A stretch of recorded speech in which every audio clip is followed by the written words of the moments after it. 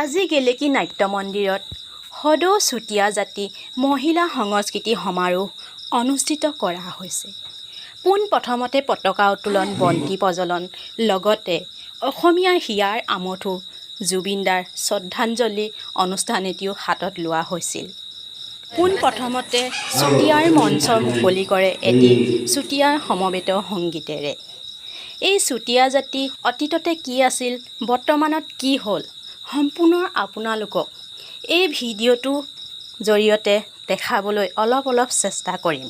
আহক আমি আগুৱাই যাওঁ, একতাৰ দোলেৰে চুতীয়াৰ জয়গান গাওঁ।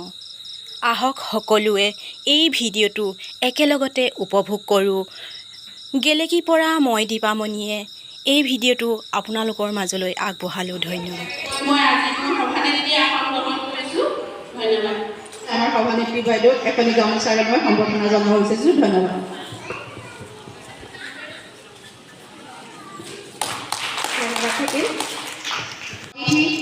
বিশিষ্ট অতিথি আমাৰ মাজত উপস্থিত আছে, তেখেতসকলক মই মঞ্চলৈ আমন্ত্ৰণ জনাব বিচাৰিছোঁ। সদৌ চুতীয়া মহিলা সন্মিলনৰ সভানেত্ৰী আমাৰ মাজত উপস্থিত আছে, শ্ৰীমতী জয়া বৰুৱা বাইদেউ, তেখেতক মঞ্চলৈ আমন্ত্ৰণ বাইদেউক মই ৰুণজুন গগৈ বাইদেউক সম্বৰ্ধনা জনাবৰ বাবে মই অনুৰোধ জনালোঁ। ধন্যবাদ। আমাৰ মাজত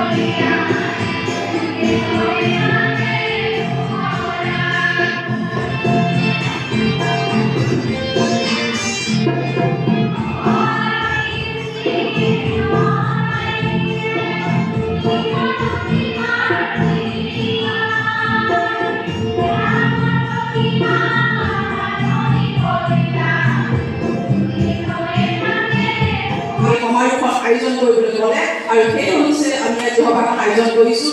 আচলতে চুতীয়া জাতিটো হৈছে এটা অৰিজিনেল ভূমিপুত্ৰ অৰিজিনেল জাতি, আৰু আমাৰ এই জাতিটো ব্ৰহ্মপুত্ৰ উপত্যকাৰ চাইডতে আচলতে শদিয়াৰ যিটো আমাৰ ব্ৰহ্মপুত্ৰ উপত্যকা সমতল ভূমি তাতে আজি বাস কৰিছিলে বুলি আমাক কোৱা হয়। আচলতে আমাৰ পূৰ্বপুৰুষসকলে হিন্দু সভ্যতাৰ লগত জড়িত আছিলে, সেইটো কাৰণে হিন্দু সভ্যতাৰ হিন্দু নদীৰ পৰা এখন চাপ নামৰ এখন নদী আছিলে, আৰু সেই চাপ নামৰ পৰা চুতীয়া বুলি কিছু গণিলে লিখে। কিন্তু জাতি নামক জাতিটোৰ বিষয়ে জানিবলৈ আমি সকলো আজি এতিয়া উপস্থিত হৈছোঁ। আমাৰ বাইদেউ আহিছে, বাইদেৱে আপোনালোকক জনাব আমি কেনেধৰণে আমি মহিলাসকল স্বাৱলম্বী আগবাঢ়ি যাব লাগিব, আমাৰ অৰিজিনেল কি আছে, ইতিহাস কি আছিলে, এই সকলোখিনি বিতংভাৱে আলোচনা কৰিবৰ কাৰণে আজি আমাৰ এই মহিলা সমাৰোহখন পতা হৈছে। আৰু নিশ্চয় সকলোৱে বহুত আশাৰে বাট চাই আছে জাতিটোৰ বিষয়ে জানিবলৈ।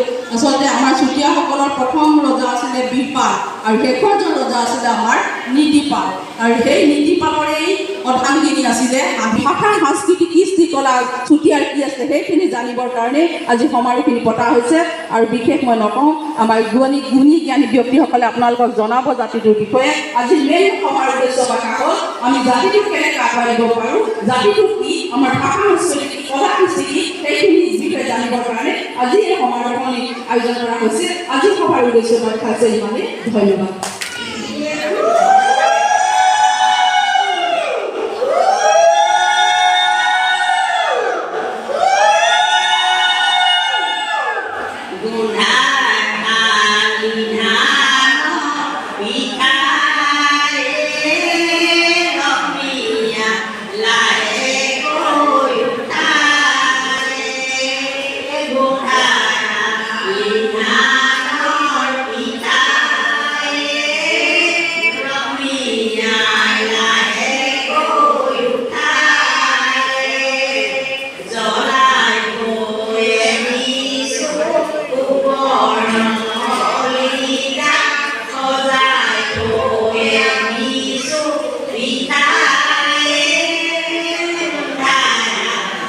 ধানৰ পিঠাৰে লক্ষ্মী আই লাহে গৈ উঠায় সাগৰৰ মাজতে কি কৰা লক্ষ্মী আই ফুলুঙে দুখুমে কৰিয়ে গোন্ধাৰা ধানৰ পিঠাৰে লক্ষ্মী আই লাহে গৈ উঠায়।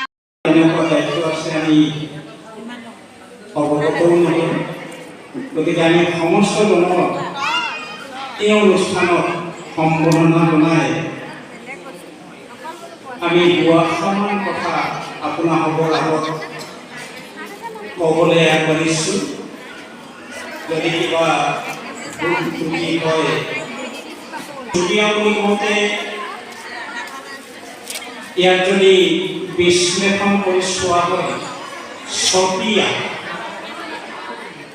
চতিয়াৰ পৰা চুতীয়া হৈছে বুলি আমি এঠাইত উল্লেখ পাইছোঁ চতিয়া যেনেকৈ স্বায়ত্ত পৰিষদ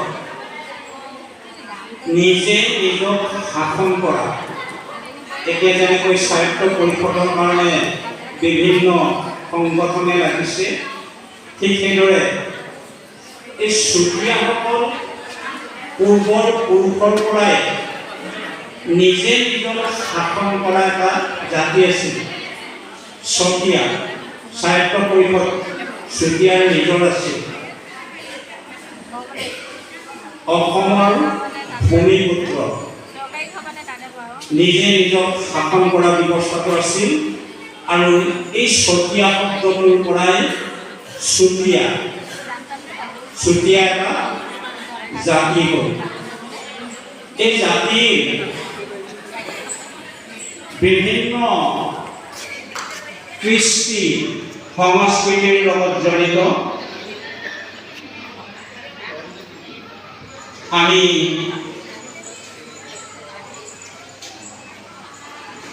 বৰ বেছি চুতীয়াৰ বিষয়ে জনাও নাযায় কাৰণ আমি অসম বুৰঞ্জী পঢ়িছিলোঁ অসম বুৰঞ্জীৰ চুতীয়াৰ বিষয়ে মাত্ৰ এটা পেজ আছিল অসম বুৰঞ্জীত সেই সময়ত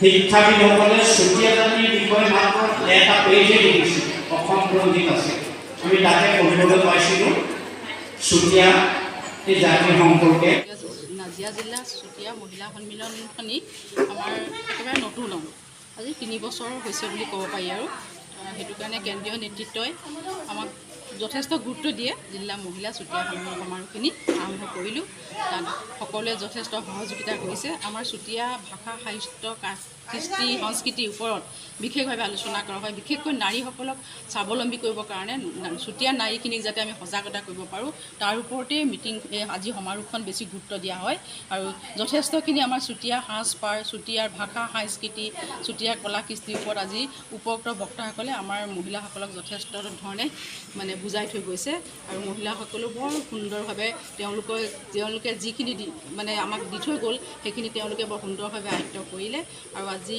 এই লাষ্ট পৰ্যায় এতিয়া খুব সুন্দৰভাৱে সমাৰোহখন পতা হ'ল কেন্দ্ৰীয় নেতৃত্ব আহিছিলে জ্যেষ্ঠ বাপসকলো আহিছিলে তেওঁলোকেও আমাক দিহা পৰামৰ্শ দিলে এনেধৰণে যাতে আগলৈও আপোনালোকে এনেধৰণে পাতি চুতীয়া জাতি মহিলা পুৰুষ সকলোকে যাতে একত্ৰিত কৰি ৰাখে তাৰ কাৰণে আমাক তেওঁলোকে আশীৰ্বাদ দি গৈছে আৰু আমিও ভাবিছোঁ আজি নিশ্চয় আমি খুব কম পৰিমাণে হ'লেও সফল হৈছোঁ বুলি আমি ভাবিছোঁ ধন্যবাদ বাইদেউ